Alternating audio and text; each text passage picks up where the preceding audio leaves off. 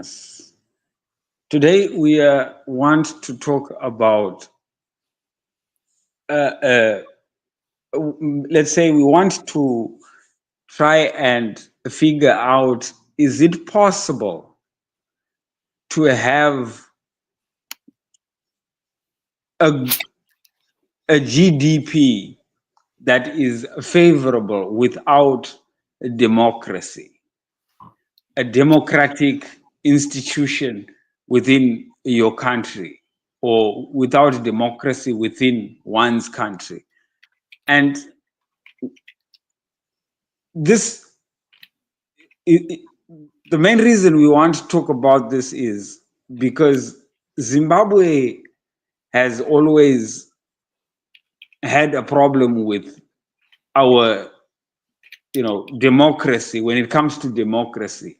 And of late, we have been hearing about Vision 2030, prosperity for all, economic growth, and so forth.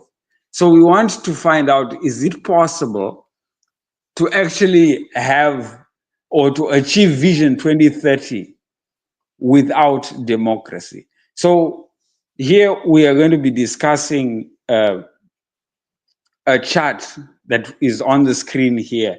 And let me just describe the chart. So the countries are ranked from yellow or dark yellow all the way to green. So you find that the green countries are the countries that are experiencing a good GDP per capita, and the countries with dark yellow are not so favorable. And we want to find out, why is that? So with me to help me describe and to walk you through it, I've got Wilbert. Wilbert, good day to you. Thank you very much. Yeah, I think this is an important question because, particularly a country like Zimbabwe, we have been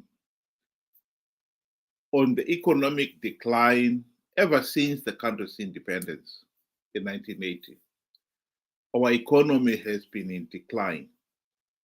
We started as an upper middle income country with a gross domestic product per person, per capita, way better than that of Botswana.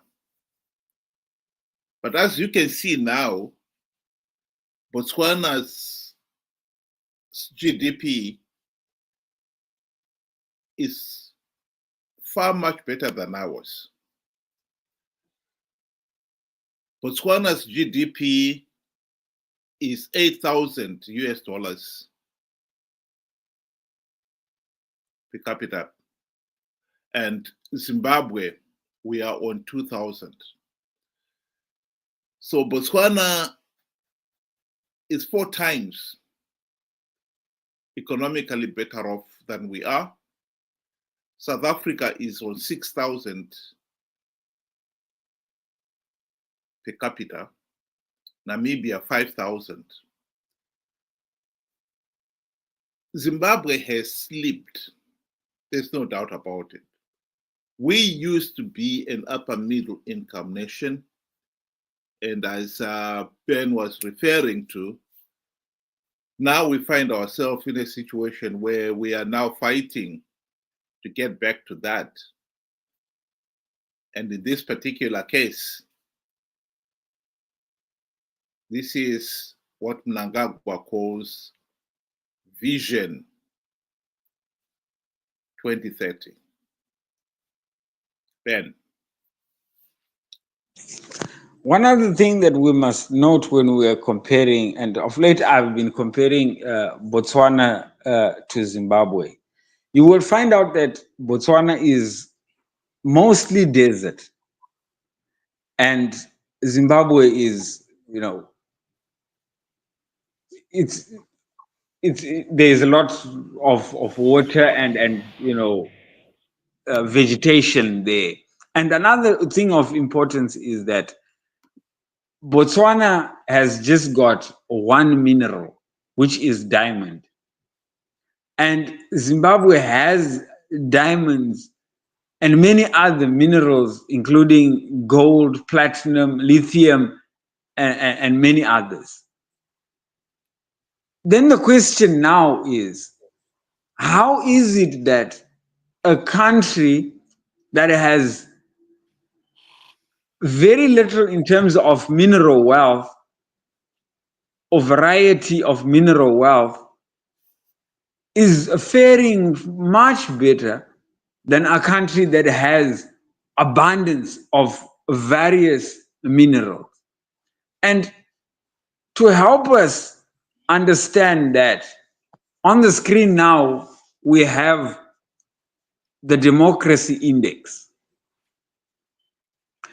This is to measure those countries that are under authoritarian regimes, which are countries like, Zimbabwe, as you can see from the map. Zimbabwe is under authoritarian regimes. And across, you have Botswana, who is in blue. And they have full democracy. So now, this is how we could compare and try and figure out an explanation to say one country that has very little in terms of variety of wealth, but has full democracy, has a higher GDP. And the other, which is under authoritarian regime, no democracy, very,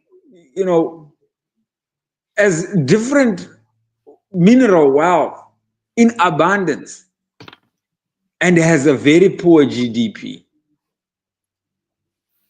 I think this kind of narrows it down for us to figure out what exactly the problem is. Don't you think so?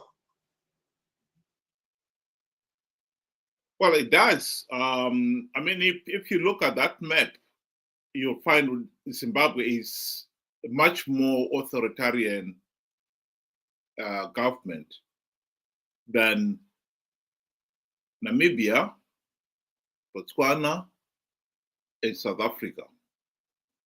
And those three countries are economically doing much better. A country that has also seen political turmoil, which is the Democratic Republic of Congo, which is much darker in terms of authoritarian rule than ourselves. As you can see in that map, their GDP, their wealth, the nation's GDP is much poorer. And yet, in terms of mineral wealth, yes, Zimbabwe, we are blessed with many minerals, but Democratic Republic of Congo is even richer. In fact, in many cases, one can say the Democratic Republic of Congo has become the textbook case of a failed nation, because instead of its natural wealth being a blessing, it has become its worst curse. It is one of the tragic realities of failed states that once they sink into failure, the corruption, the mismanagement can be self-perpetuating. Because in terms of Zimbabwe, for instance, there is no doubt that ZANU-PF's hold on power has increased over the years as the regime became more and more corrupt, and therefore then was able to buy all the other key players, including judges, the police, the army, and even the opposition party itself. There has been so many opportunities for Zimbabwe to end the ZANU-PF dictatorship, but were failed because ZANU-PF was able to bribe its opposition competitors. That is one of the problems with all authoritarian regimes. They can become self-sustaining,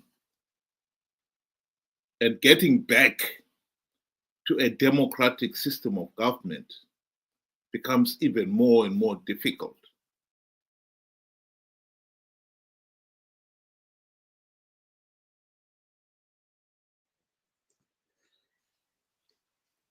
So I think now with all this, visual aids and with analysis that we have brought up, I think we can now answer the question: can a nation prosper without democracy and good governance?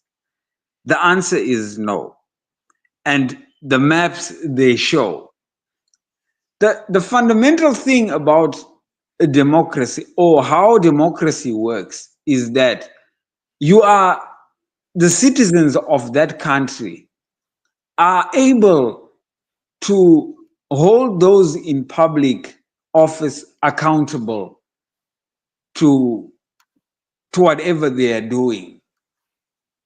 So if you have democracy, you simply ask and they have to answer. You demand and they give you answers.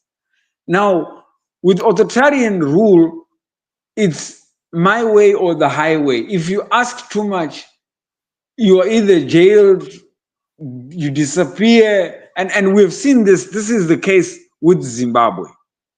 So coming back to say Zimbabwe by 2030 will be an upper middle income economy.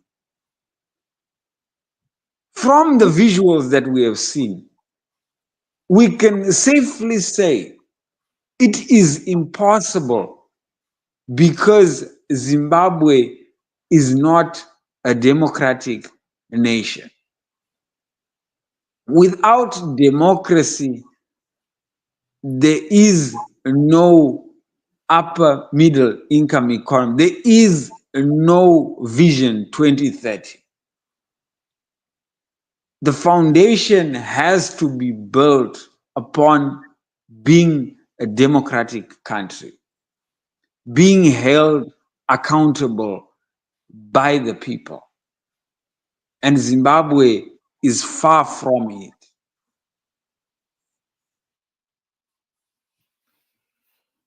I'd like to give the former British Prime Minister Margaret Thatcher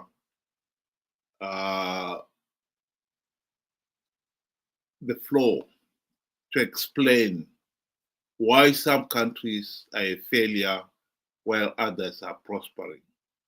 Because I think what she said in this video clip is what we have been trying to say this evening. Countries are not rich in proportion to their natural resources. If they were, Russia would now be the richest country in the world. Angola would be very rich, and there are many other countries that have a lot of natural resources, but they have not had an enterprise economy to develop those resources. Russia has everything: oil, gas, diamonds, platinum, gold, silver, timber, marvelous soil, but has been poor. She's also, on the second point, got very bad environment, the Aral Sea. I remember going to one communist country in about the 60s and seeing a puddle coming out of a chimney of brown gas, which of course is a nitrous gas. And I was absolutely horrified. I said, well, what are you doing letting that happen? The lungs of the people must be terrible. This is acid.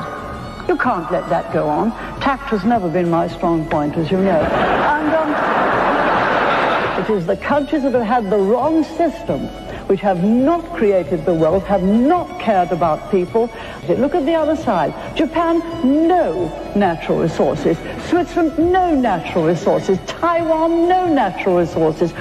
It is the political system which enhances the enterprise of the people and gives it a framework within which to operate, which will deal with this poverty. Well, that is a fact that we cannot run away from. I know some people argue that, yes, there are non-democratic nations like China who are doing very well, thank you. But one has got to look at how long was China a poor nation. And that it was the vision of one individual would turn things around.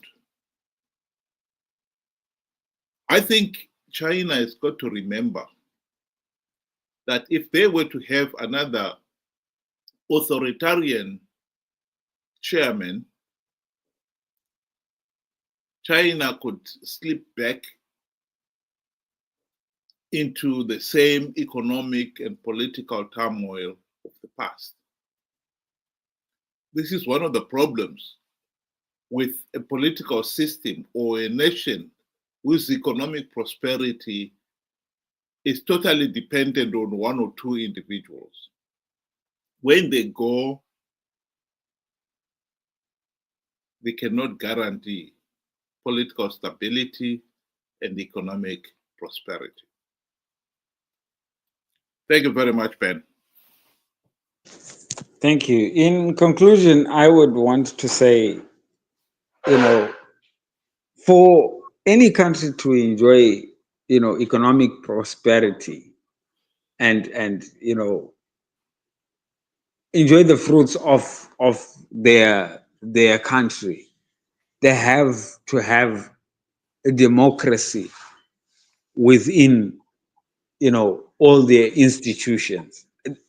The political system has to foster democracy. I think that is a requirement. And Kwame Nkrumah said, seek ye first the political, heaven, and everything else, will be added, the economic, the social. And I think he was very right.